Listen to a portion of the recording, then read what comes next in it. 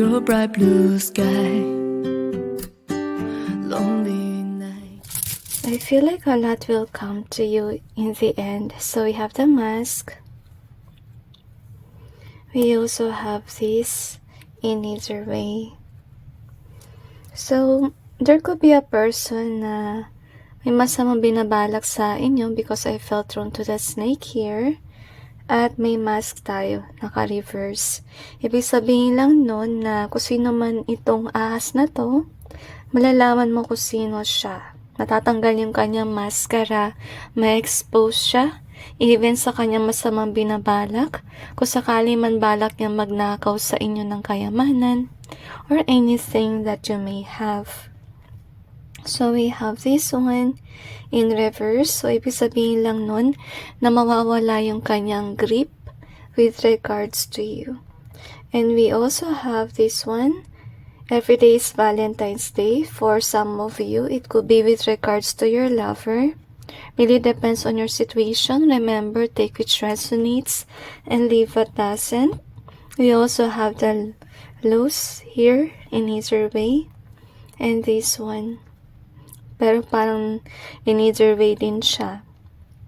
So, ibig sabihin lang nun na for some of you, you will get aware naman about these things, but yet some of you may not want to lose whomever this is that wear mask. And, yun nga, baka ignore yung red flag, which is sad for some of you, so remember to use your wisdom. We also have this 10 in either way. We also got 3 in either way.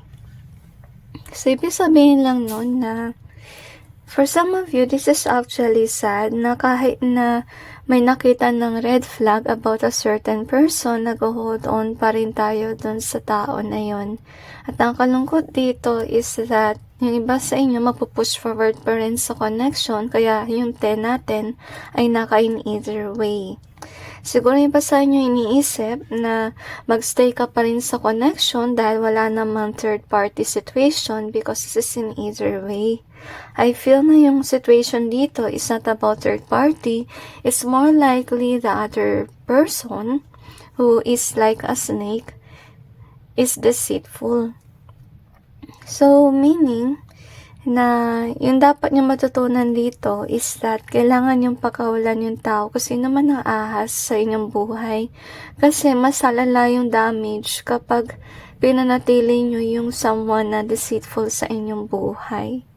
So, I hope that everyone may learn their lessons, and I know na mahirap para sa atin na bitawan yung tao na ganito, na may pinagsamahan tayo. But at para din naman sa ikabubuti natin, that's why we have to let go and let God. Okay? So if ever you have a hard time to let go, remember to pray to Him to make it at ease. Okay? So anyway, that's it, and God bless all of you.